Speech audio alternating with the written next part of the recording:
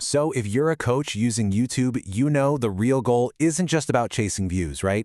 It's about building your business. Well, today we're going to do a deep dive, a real strategist's breakdown. We're looking at the specific patterns that separate the channels that are actually getting clients from the ones that are just getting clicks. And this is all based on what the top performing coaching channels are doing right now. So let me ask you, does this sound familiar? You're putting out videos consistently. You're sharing your absolute best material. You're putting in the hours.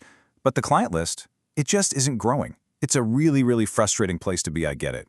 But here's what our analysis shows, and this is important. The problem is almost never your effort. It's the strategy, or maybe the lack of one, behind that effort. All right, so here's our game plan. First, we're going to pinpoint the exact problem we see in channels that are struggling. Then, we'll break down the 3 critical pillars that every successful channel has: the script, the packaging, and the positioning. And don't worry, we're going to wrap it all up with a super clear action plan so you can start making these changes today. Okay, let's get right into it. The number one reason we see coaching channels fail to get clients is what we call the strategy gap. So what is that? It's really the difference between just, sharing information and actually architecting an experience. An experience that builds trust and authority from the very first second someone finds your content. And this right here, this shows the difference so clearly.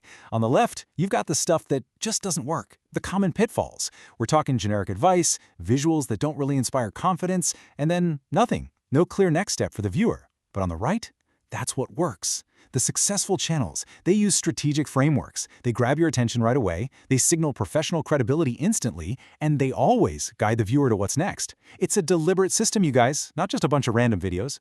So where does this whole system even begin? Well, it all starts with the script, and more specifically, the first 5 seconds. I mean, think about it.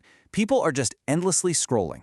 That little window, those first few seconds, that is the only chance you get to prove your video is worth their most valuable asset, their attention.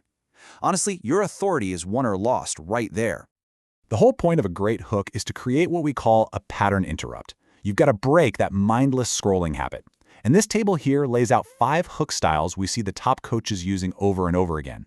You can ask a really targeted question, one that gets them thinking. Or you can make a bold statement that challenges what they think they know. You can even use social proof. See, each one of these creates this little curiosity gap in their mind, and it pretty much compels them to keep watching to get the answer. Okay, so once you've hooked them, the rest of your script needs a real psychological structure. The 2 frameworks we see working wonders are PAS and PPP. So the PAS framework, this one is perfect when you're talking about a specific pain point. You state the problem, you agitate it a bit, talk about the consequences of not solving it, and then you present your coaching as the solution. Now the PPP framework, that's more for aspirational stuff. You make a promise, you paint a vivid picture of what that success looks like, you offer some proof that you can actually deliver, and then you push them toward taking action. All right, but here's the thing. You could have the most persuasive, incredible script in the world, but it's totally useless if nobody clicks on the video in the first place, right? That's where packaging comes in. Your title and your thumbnail, that's your digital first impression. And they have one job, and one job only, to earn that click. Do you notice something here? These title formulas, they pretty much mirror the hook types we just talked about.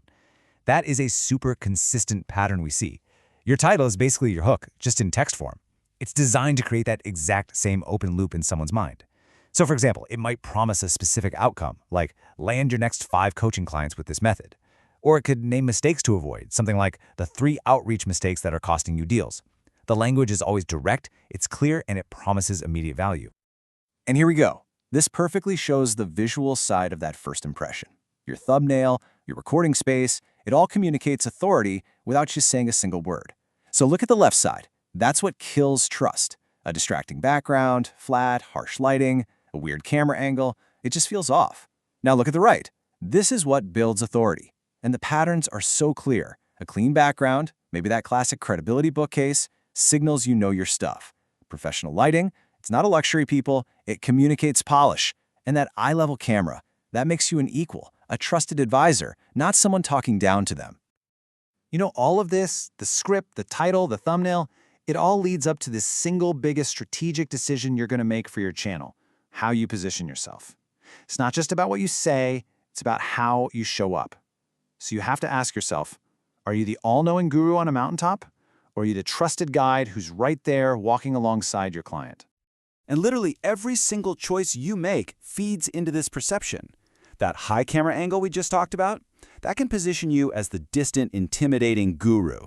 But an eye-level camera, that creates a peer-to-peer connection. That makes you the guide. Think about your content. Is it all about your own accomplishments, or is it relentlessly focused on your viewers' transformation?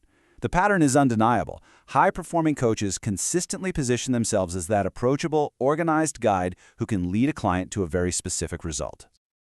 Okay, wow, we have covered a ton of strategic ground here, really digging into the patterns that actually work.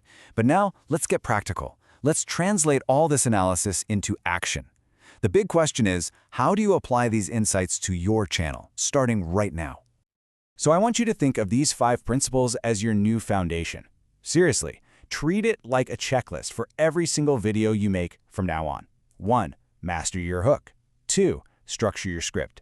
3. Write compelling titles. 4. Engineer your space for authority.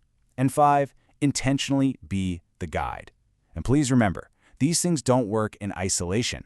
It's when they all come together that they create a cohesive system for turning those viewers into actual clients. Now, I know this can feel like a lot, so please don't get overwhelmed. You do not have to get all of this perfect overnight. Instead, just start with this really simple 3-step experiment for your very next video. First, test your hook. Write out a few different ones. Second, test your title. Come up with 5 and see which one feels best. And third, test your frame. Just adjust that camera. The goal here is iteration, not perfection. It's those small, consistent improvements that are going to build a high-performing channel over time. So, I'm going to leave you with this one final thought. As you sit down to plan your next video, I want you to ask yourself, what is the one pattern interrupt I can create to stop the scroll? Maybe it's a bold statement, a really challenging question, or even just a surprising visual. What's that one thing you can do to earn the attention of your ideal client? If you can get that right, you are well on your way.